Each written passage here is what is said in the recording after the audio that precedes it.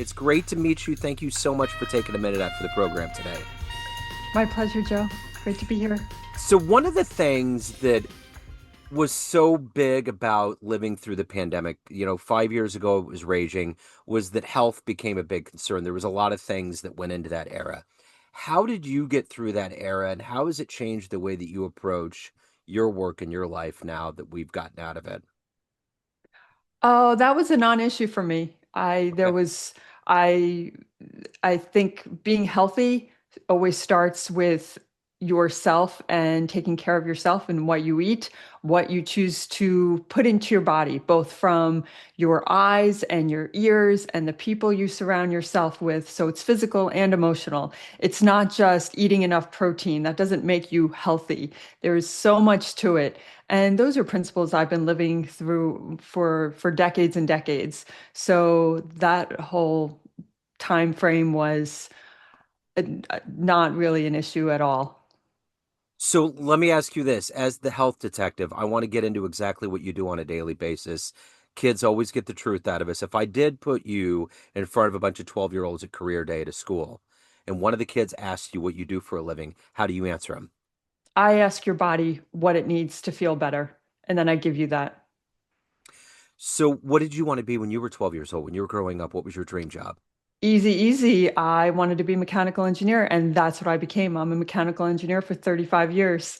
I saw problems, I built things, and it was easy for me because my dad's a mechanical engineer and he had a machine shop. So he designed things. There was computers in offices, and then you open the door and there's this huge machine shop where there's all men standing at the equipment, making chips, making parts out of metal, putting them together, and he made automated machinery. So he made all kinds of neat things, and I wanted to do that. So where did you grow up? You're in Buffalo now. Where did you grow up originally?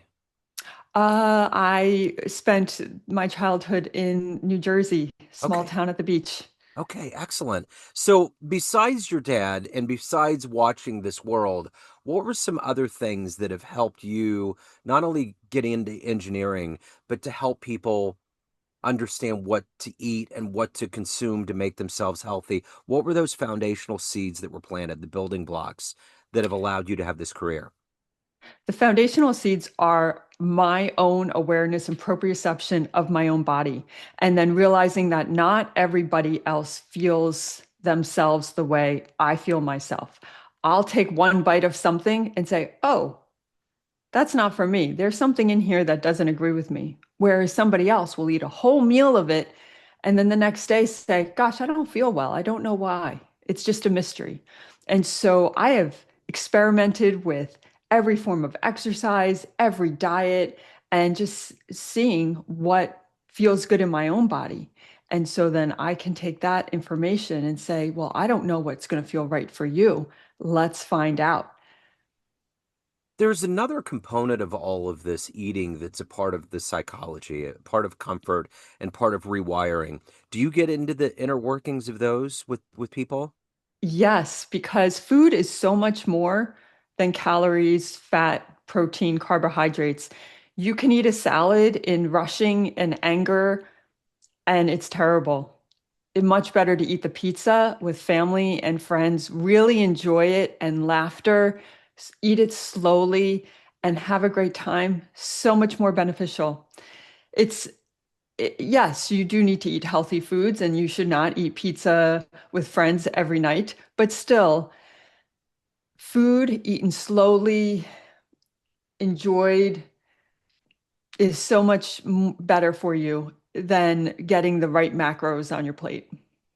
I remember when I went to Europe, when I went to Italy, my ancestors came to Ellis Island from Italy, and I remember going over there and they have a four-course meal and they take a lot of time out. It's a big deal. And I always find that their mental health and the way that they kind of approach things tends to be more relaxed than Americans because we're always on the run and doing it. So you talking about, taking your timing and doing it the right way, I don't know that that's something that people think about. No, because it's on the go. People are eating in their cars. People are standing at their desks or sitting at their desks trying to eat a snack. and then supplementing with snacks and coffee and things like that, and not even knowing, are you hungry? What do you really want? And so being healthy means consuming the right things. That's also through your eyes and your ears and the people you surround with yourself with, not just what you put in your mouth. It's also about noticing noticing how that is landing with you after you have that conversation, after you watch that program on television. How do you feel? And make some choices to move in a better direction. So, the other day I watched a jazz singer. Her name's Marilyn May. She's 97 years old. She's still moving around. She's still performing full concerts. And I was talking with my wife, and she was like, "How does she do this at this age?" And I think another component of like healthy eating is a lot of water and vitamins. Like as you get older, what are some of the best things that you can do along with eating habits that will prolong your health? Well, look at your water. Make sure your water is filtered and you want to add some minerals back in. Sure, you can buy expensive trace minerals drops and add them in, but really a pinch of sea salt. Sea salt has the exact same minerals that are in our blood. And so put a little pinch of sea salt, and then you've got your minerals in your filtered water. Then, uh, food wise, um, things are not as nutrient dense as they used to be. So if you eat meat, opt for the best meat you can with grass-fed meat. If you don't eat meat, then make sure you're soaking your grains and your beans, and so that you can denature those phytates and oxalates, so that you can absorb those minerals and they don't bind. I find that most people benefit from additional magnesium. Uh, I don't, I don't sell supplements. I think that's a conflict of interest. So there's plenty of types of magnesium, but it's best absorbed through the skin. So that's another way to make sure that something that is so important in all of our nutrients, all of our processes is magnesium. So get a spray or a lotion and use that. And it's also important what you don't put in your mouth. So if it's got a barcode, probably don't need it. Save that for a special occasion. And we have so many special occasions. There are birthdays and holidays and big holidays and vacations. Choose what's important to you. Would you rather have the croissant or do you want the birthday cake? No one wants to say no to birthday cake, but maybe you only have half a piece instead of doubles. Yeah. And choosing, do you really need a glass of wine every night? For women especially, wine disrupts your sleep for 7 days. So if you have a glass of wine once a week, you're disrupting your sleep every day, all week. Wow. So just choose what you want and then know the impact it's going to have. Pay attention because your body is always giving you messages. And then you'll know some people are sensitive to dairy, some people are sensitive to wheat. You only know if you stop and pay attention. So when did you kind of hit this eureka moment with like ingesting good foods and knowing how all of this works? Did you grow up with that knowledge? Was that a part of your household? No, I am a child of the 70s. I grew up on Hamburger Helper. Uh-huh. Potato chips were a vegetable. Yeah, it wasn't until I started cooking for myself after college that I started exploring these things and wanting to know how to feed myself. And there are so many different cuisines, and learning from the masters at the time and saying, wow, as an engineer, we think we can do anything. So following a recipe, especially complex recipes, that was a great challenge for me, of sourcing the ingredients and putting them together. And then that's how I learned what I liked and didn't, and began to explore different food. So who's been kind of your inspiration in your career? Who's been that heroic force that's allowed you to evolve to this point? I stand on the shoulders of renegade naturopaths, of master herbalists, of people who have known that there's natural ways of taking care of your body. that I have trained with, they're the ones who I look to and I continue to learn from. It's not just meditation. You can't mindset your way. That's part of it. It's not just eating, it's not just movement. If you don't take care of your knees, you do a little backwards walking, do a little deep knee bends, you're going to lose that functionality. So it's food, it's movement, it's boundaries. So that encompasses my world.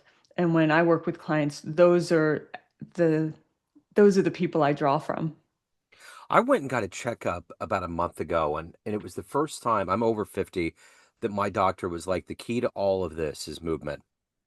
Like right? I mean, I just never heard it. And the other thing that I find, coming from the 70s, like you talked about, I was a product of the 80s, and there were no choices. I don't remember there being any level of like health conscious things. Maybe you would have a Centrum vitamin and those kinds of things, maybe like one or two, but it seems like now we're in a glorified era of not only knowledge but products that will allow you to expand and do whatever you want to do with your health.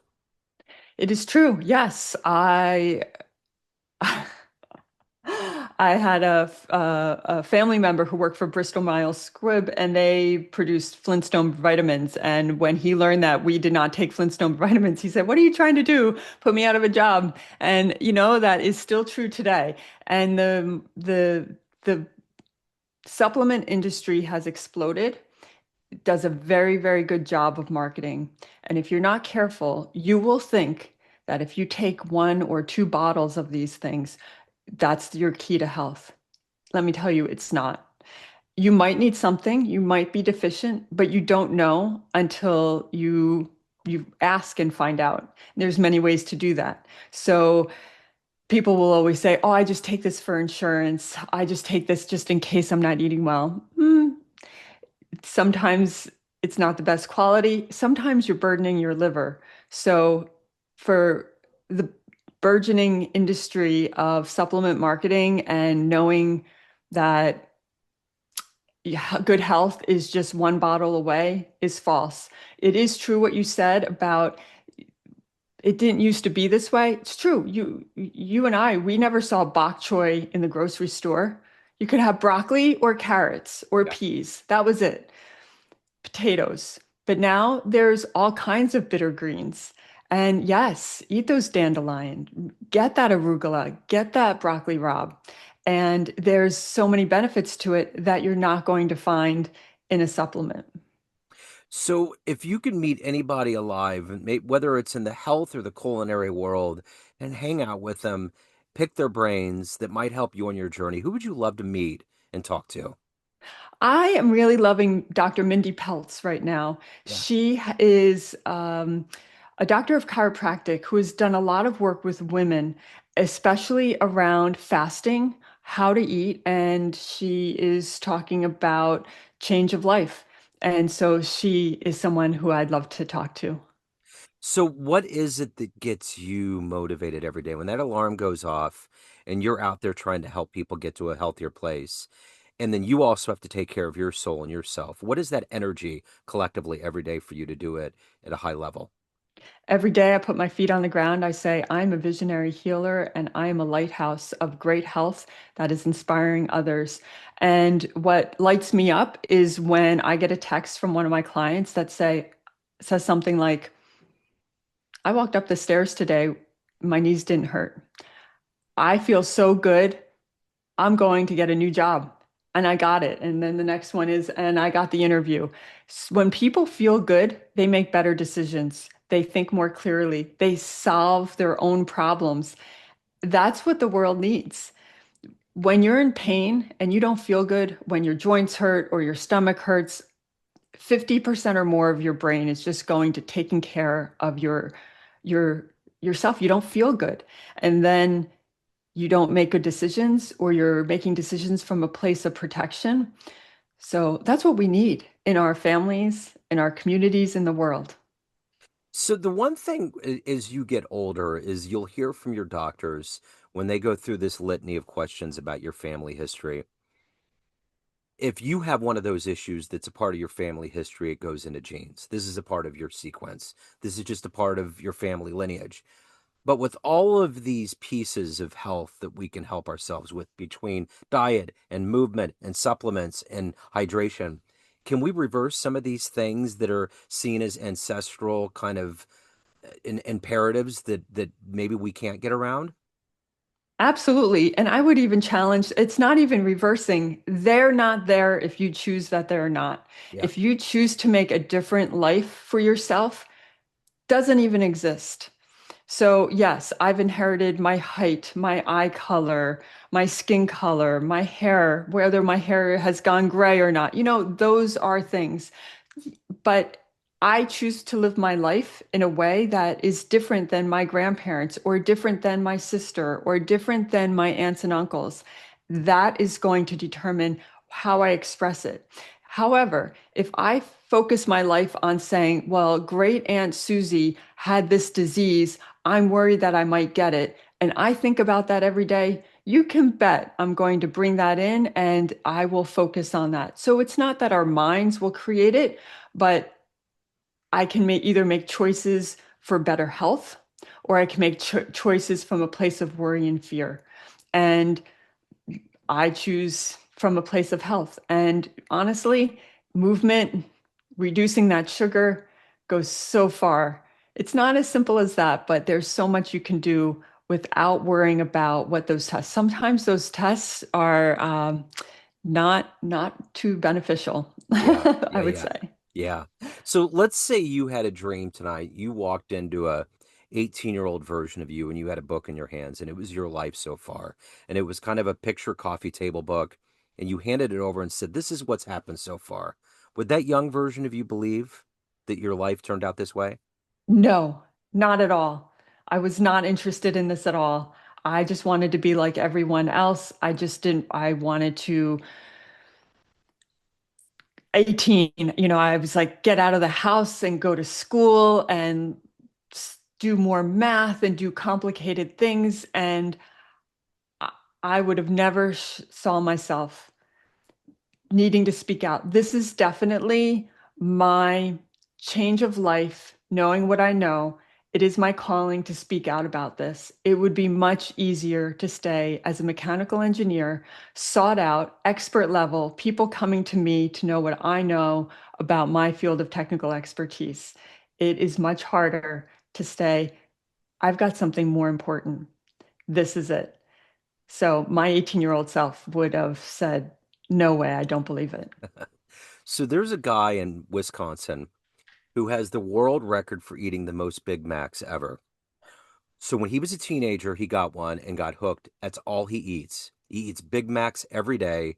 He goes, he gets some frozen, he brings them home, and he has a Coke with him. And he was a part of, I think, Super Size Me, that Morgan Spurlock show. But I've kind of watched him because I'm fascinated. Like, how does this happen? He goes to the doctor and he gets a clean bill, well, relatively clean bill of health.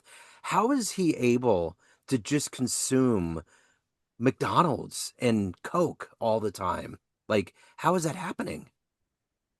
I have no idea. It I just goes to show you that we derive energy from more than what we put in our mouth.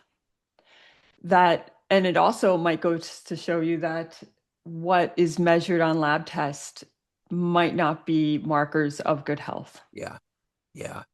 So let me ask you this. Of everything that you've done, everything you've evolved to and become at this point, what are you ultimately the proudest or the happiest about? The achievements of my clients, of Yeah, them being able to know that their body can heal. And I don't do it. I just help them, guide them on their way. Your body can heal. And so for I'm proudest of people recognizing that those symptoms are not something gone wrong. But when people realize, no, my body's talking to me, and when they really understand that and then listen and say, I know what to do differently now. Yeah, I give them tools to help, but then they figure it out for themselves, and then they have a new way of being going forward. That's what makes me proud. So, what's the most interesting thing that you've ever ordered or eaten, whether it was decadent or simple? What was one of the most eclectic things that you've ever eaten? Eclectic things I've ever eaten. I've had snails at a French restaurant, escargot. That's Uh-huh. kind of unusual. But I would say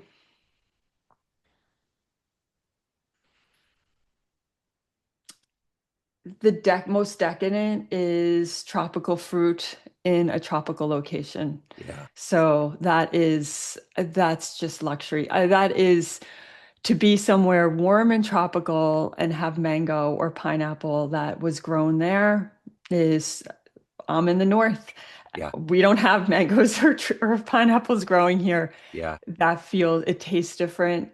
It lands different. It just there's just that's why there's so much life and life feels so easy and wonderful in those places. I used to work in a produce department in high school, and that was like the primo job to have in the grocery store. And I got to eat all of those things. Like, I mean, we would try everything, star fruits, kumquats, just everything that was eclectic. It was amazing. Um, and when I grew up, I didn't really have like, I wasn't eating all the vegetables and all the things. Like now I love sushi. But I remember when I was a kid, I loved octopus. My dad worked at a seafood place, and like fresh octopus is like to this day one of the most decadent things that I can imagine getting involved, like calamari and those kinds of Yeah. things. It's just wonderful. And that's pretty good for you, right? I mean, that level of fish. Yes. Yes, it is. Yeah. I mean, there's definitely some minerals and your body knows. As a child, you probably knew like, oh, I could use that zinc. And Yeah. you're not like making that logical brain connection, but you just see it and you're like, I want it. Like if you ever see a child who says, no, I don't want the baby food. Give me a bite of that steak. Uh-huh. They know. So when you were at the working at the produce department, or when you see people shopping, or when you shop yourself, you're like, should I get the broccoli for dinner? Oh no, I definitely need to get the cabbage. Like, why do I want cabbage today? Your body knows that's exactly what you need. When you listen to that, Yeah. that is incredible for your health. So everyone has a perception of you, family, friends, clients, everyone you work with, but you run the show. What's your perception of you? Who do you think you are? I think that I am standing strong on my feet, using my voice to speak the truth that I've figured out. And a client called me a health detective, and I've stuck with that. That's not how I would call myself, but people relate to that. I feel like I'm a lighthouse. So, do you have a badge since you're a health detective? No, Would that be because no, cool? that would be cool. But yeah, nobody gets in trouble. Yeah, no, no, no, no, no. I just figured it would be fun. I always thought, because I work in technology, the Geek Squad has their own badges, and I always thought it would be fun for certain denominations like that. So if anyone wants to take the next step, they have questions, they want to hire you, they want to reach out, any of the good business, where do they go? They go to my website, which is yourhealthwithbeth.com. And I've got a free quiz there. So that's the first step. Okay, excellent. This has been so wonderful, informative, fascinating. Thank you for your story. Thank you for your time. Thank you so much, Joe. Thank you.